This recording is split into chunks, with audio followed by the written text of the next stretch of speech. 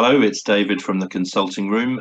This week in the consulting room, we've been talking about systems and processes, and for your customer touch points, having systems in place, processes that make sure they're automated and working smoothly is important. But one customer touch point that can be easily neglected is your voicemail message. As a busy business owner, you're not always there to answer the phone. So what does your voicemail say about you? When you're not able to get to the phone, what do people hear? What do they hear when they're put on hold?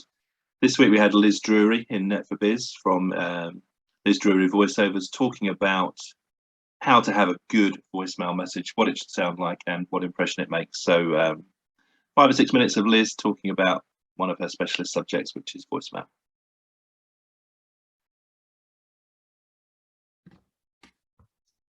And this morning's 5 minute slot is Liz Drury. Good morning, Liz. Good morning.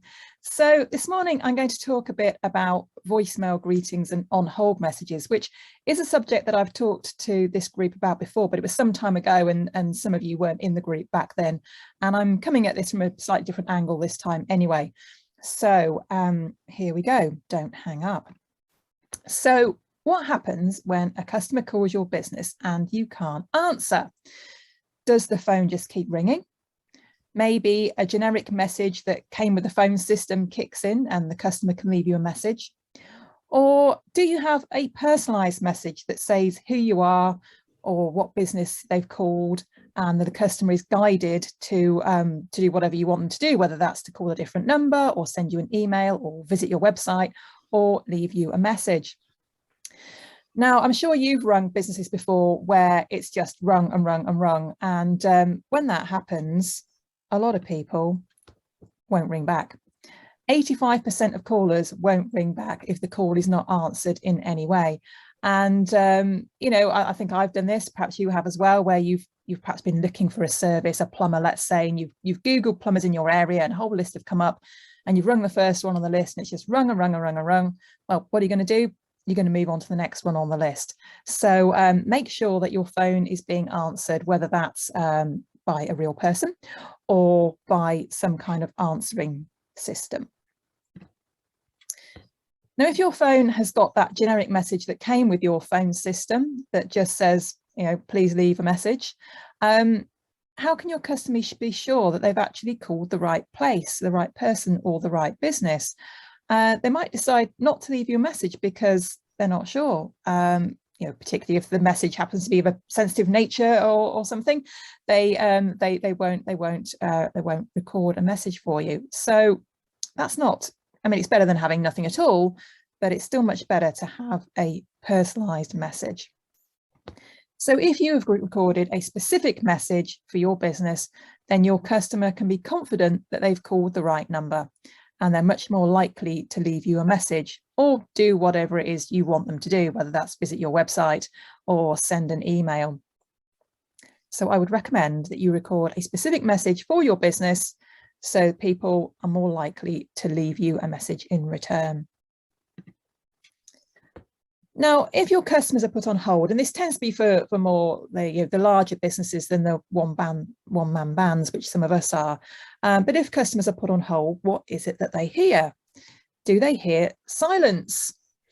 Do they hear the radio? Do they hear music of some description?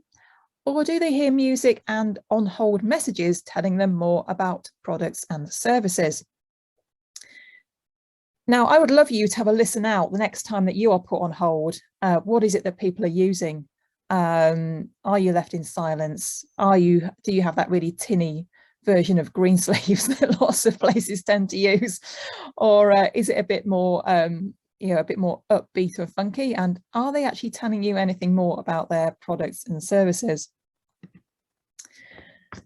Here's a big tip for you. Never ever play a radio station or copyrighted music to customers on hold, because it's illegal and you could end up with a really big fine. So that's a big no-no. And don't leave them in silence, because 60% of callers will hang up if they're left in silence, and 30% of those people won't bother to call back again.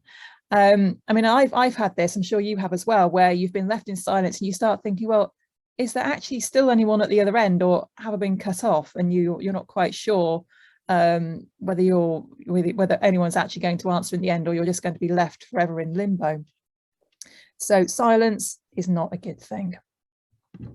So if customers are going to be left on hold for any length of time, at least play them some music, but you must make sure that it's royalty free so that you don't get in trouble with the law. And I've just listed there a few different websites where you can get royalty free music. Audio Blocks is one that I use. So I pay a yearly subscription to that, and that gives me access to all sorts of music and sound effects of all sorts of different genres. Another one is Audio Jungle, where you can just pay to download a specific track. You don't have to have a subscription to that one. And another one that I just found yesterday, Epidemic Sound, they're offering a free trial of 30 days. So if you're after some royalty-free music, that might be a good one to check out if you just after, you know, something as a one-off. But even better is to play them some on-hold messages.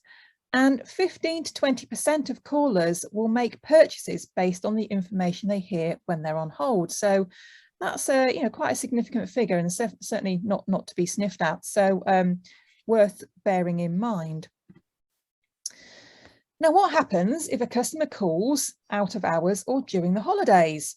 Does the phone just keep ringing? Do they get the same message that they would get if they rang during the day and no one was available to answer? Or do they hear an out of hours message telling them when you're open, so they know when to call back? And you get bonus points if you update this message for holidays. So I was in demand in the run up to the Jubilee, recording people's Jubilee opening hours for them to put on their system so their customers knew when they were going to be open again. So if you need help with getting your phone system up to scratch, then do get in touch. But also, if you find yourself on hold in silence, or with some really tinny music that's driving you around the bend, or you ring out of hours and it doesn't tell you when they're next going to be open, then put that company in touch with me and I can help them get their system up to scratch. So thank you for listening. I'm Liz Drury and I'm easy on the ears. So there you go. Hope that's got you thinking about your voicemail message, and maybe give yourself a ring and listen to it. Make sure it sounds okay to other people. Make sure it's saying what you want to say. Make sure it's updated when you need to have it updated. There are Liz's contact details if you want to get in touch with her and get a professional voicemail message, either as your standard message or for a particular occasion, out of hours or annual leave, holidays, Christmas, that sort of thing. And if you want to get in touch with myself or Michael, then you know how to get in touch, and we're always happy to chat about business. So hope that's got you thinking, and we'll see you soon.